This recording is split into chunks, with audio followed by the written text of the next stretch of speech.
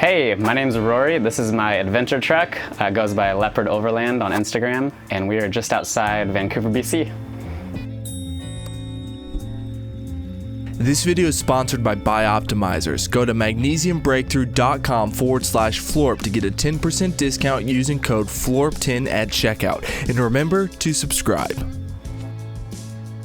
So about 9 years ago, I moved out to Beaver Creek, Colorado, and realized that I wanted to do something a little different and started looking online, and I remember kind of running into expedition vehicles. Once I found that, I was able to sell a Previa van, which was a great vehicle, to get some cash, and I was able to find a 1992 Mitsubishi Fuso rear-wheel drive flatbed, and that was when I kind of reached out to my welder friends, sat down with the beer, and decided what would work. Once we got the steel frame, I kind of just sat in it and figured out where I wanted my bed, my sitting area, then a kitchen and a bathroom eventually. Once I realized I could do multiple levels, then things started opening up a bit. But with that process, I had battery issues because I didn't do some things correctly, and when it's 0 degrees out, things can go bad really quickly. One thing that kept coming back was how to build a camper that's bolted onto a steel flatbed that doesn't twist. When you drive a flatbed around without a box on it, the whole frame twists, substantially. And we decided to bolt it down and build the camper super strong. After my first road trip, there was no sign of failure, and so it worked. Every summer I do a bunch of upgrades. Cabinets took a year or two to do. My bed got lifted so drawers are underneath. 7 years ago I bought the truck for $7,500. Right away had the injectors go, which was $4,500, and a huge pain for the shop. The camper itself without the truck was probably about $25,000 to $30,000, but every year it gets upgraded. It's a Isuzu NPR HD 2009. When I bought this truck, it was actually a refrigerated box truck with a 16-foot box on it. And last summer, I switched over from my older truck and put the flatbed from that Fuso onto this chassis. So this chassis is new to me and it's been amazing. What we did is we welded on plates to the camper, which has a steel frame right here, and then the steel flatbed. And these are just bolted down in 4 mounting locations. And then if you look under a little farther, the chassis has this beam that runs down. There's 2 big beams, and the actual flatbed is clamped to this beam under here. So to take the whole flatbed off, you take these clamps off, and you can basically lift up the whole thing, drive it away, or put camper jacks up on these mounts right here, unbolt the bolts, and then the whole thing lifts up and you can drive the truck away, which is then just a flatbed work truck. Looking around, you've got my freshwater input. What we did with the ladder, which worked out pretty well, is just bolt it to the steel frame. The ladder kind of unscrews pretty quickly, and then I just tuck this inside. And this is 120 volt for exterior, so I can hook up power tools or a sound system or whatever. This is to charge my batteries from shore power. And over here we've got propane tanks for the top that I use for my heater. I have a Propex furnace. During winter when I'm just using Propex, it lasts definitely a week or 2 for one of those. And then I store another propane tank in here. So I'm pretty set for a while. Thankfully in Colorado it's sunny during the day, so it's actually, you only need it at night most of the time. And then in here I store fuel, diesel, and gasoline for my generator. This is just kind of anything in the exterior that doesn't matter if it's cold or not. I think it's empty basically right now. And this right here is a rack system that my friend and I built, which everything is attached to, which works out really well. Here is a hatch that goes into my garage space. The first part of the build, I was definitely on a huge budget, so I just bought these doors, the hatch, and the windows through eBay, just from old RVs. That's definitely an area that if you can afford to buy something with more insulation, that's worth it. And over this way, this is my propane furnace, air intake, and exhaust right here. The cab is very stock. It's in 2009, and it's actually a really quiet ride. Being higher off, the road noise from the wheels is pretty minimal. A roof rack up here. I usually step right here.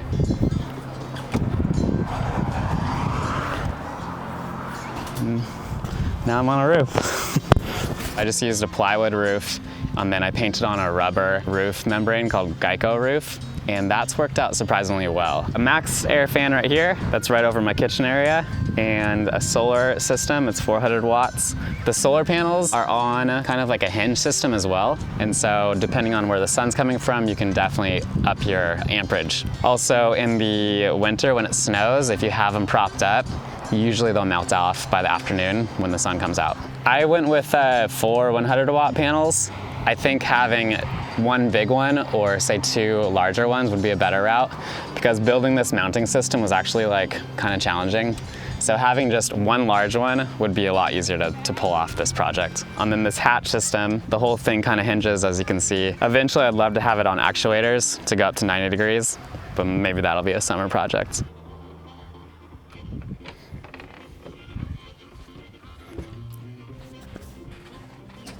This is my kitchen space. Kind of built it around the stainless steel kitchen sink unit, which has been incredibly nice. It's super easy to clean. Right over here, 2 cabinets kind of open up. This one right there. I built this cabinet based off of these speakers. There's one on each side. And that was one of the things that kind of I had to have, was a really good sound system. So that's where that cabinet came from, the idea. Underneath the sink, I have a 42-gallon freshwater tank and then a 42-gallon gray water. And that is all accessible through this big hatch open door thing.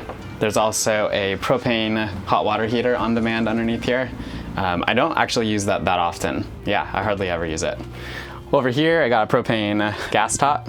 And then underneath it, I have a slide out induction heater. I use induction almost all the time, but it's good to have 2 burners. So having a gas one and an electric one is pretty handy. Food storage in this file cabinet, which I actually just upgraded a couple weeks ago. My old fridge used to go here. File cabinets are built for heavy files, and they're incredibly cheap. This was $10. Under here, I kind of have more food storage, my propane furnace. The furnace goes into my bathroom. So when I'm taking a shower, I'm in like a really hot room, which is very ideal. I definitely recommend that. My compostable toilet is a Nature's Head, and kind of slide out, fold over here, and then the toilet is over on that side. So when I'm in here taking a shower, the toilet's all underneath and not a big deal. My shower, I use a camp pump, and that works incredibly well too. And it's super easy, it's super cheap. There's not a lot of extra plumbing, and because you're only using the water when you use the nozzle, a gallon and a half works just fine.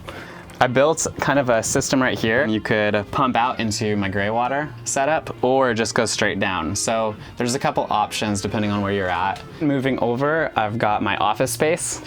This was part of the original plan, was having, I call it my lofted office.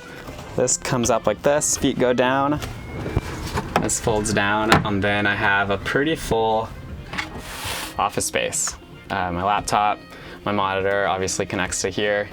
This whole monitor can slide all the way over kind of over here. And so it acts as a TV as well. After my first winter, I had my heating a little more dialed. And so that was kind of when I started to get plants. And all these plants can move if I'm in an area for long enough. I don't have to tie anything down. It's on a little rubber membrane, so none of these move. My sitting area is also part of the original plan. This has been the same for 4 years.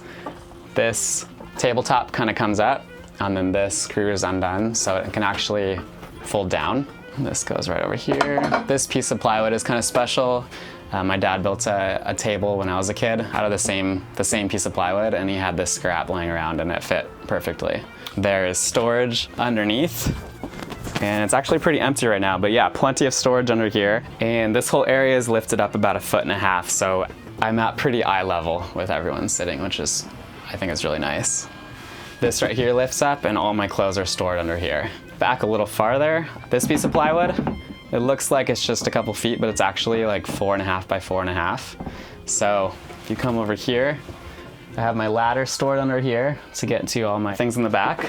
And then this whole piece of plywood comes out and can be used as a table with sawhorses outside, or this can actually slide into these big chunks of aluminum and then hang on mounts. It's not set up that way, but that was kind of the original plan, why I spent so much time designing it that way.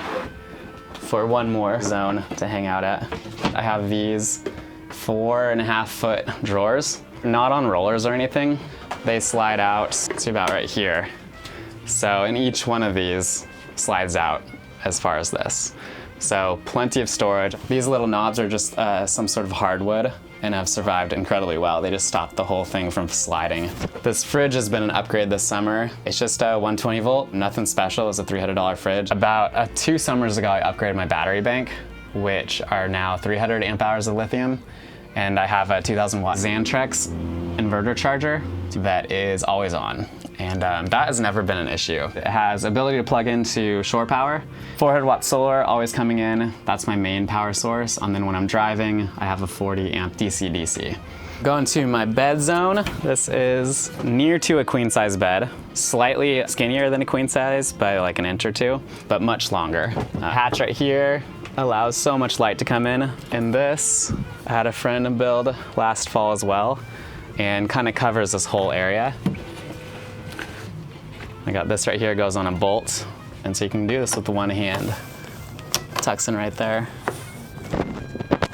Before I knew how I was gonna get the hatch or build the hatch, I basically left out this big 5x6 area. I had a friend weld this aluminum piece, and then another friend helped me build this fiberglass carbon fiber hatch with these polycarbonate pieces of plastic. This was a huge project from the very start, but it's been really nice. Thinking about my favorite part of this build, just being able to like jump around without having to pack or having to think about it too much, and having a space for friends to visit has just been really nice. I've spent a lot of time solo on the road, and I think it just lets you feel more comfortable. If you can work through the uncomfortable bits, you can feel more uncomfortable in the middle of nowhere.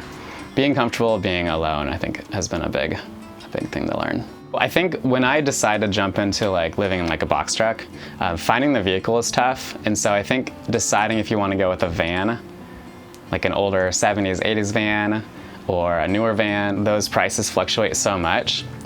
Or if you go with a commercial vehicle like mine, knowing like a bit more about those vehicles, you know, if the whole thing is gonna flex and gonna destroy your seams, or you know, if the injectors have been done yet, because that's $5,000. Those kind of things are pretty important. So I think just reaching out to friends who have them and spending an afternoon hanging out in a van and seeing if that's what you want, or maybe go like find a box truck and just stand in it. Because it's pretty neat to stand in a space, because it's so open, especially like a 16 foot, which are really common.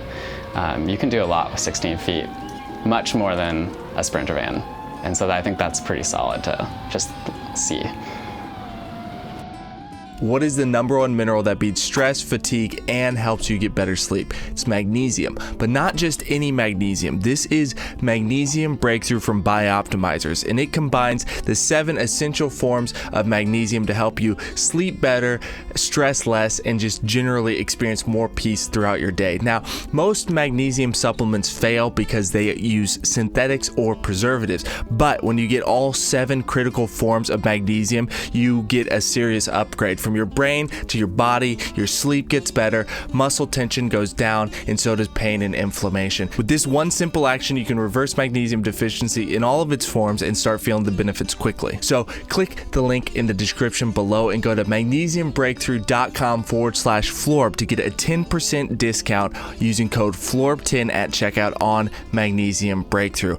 I recommend you check it out. When I take it, I notice a difference in my sleep. I'm almost done with this bottle here. So click the link in the description or the pinned comment and go to magnesiumbreakthrough.com/FLORB and use code FLORB10 for a 10% discount. Thank you for watching. Have a great week.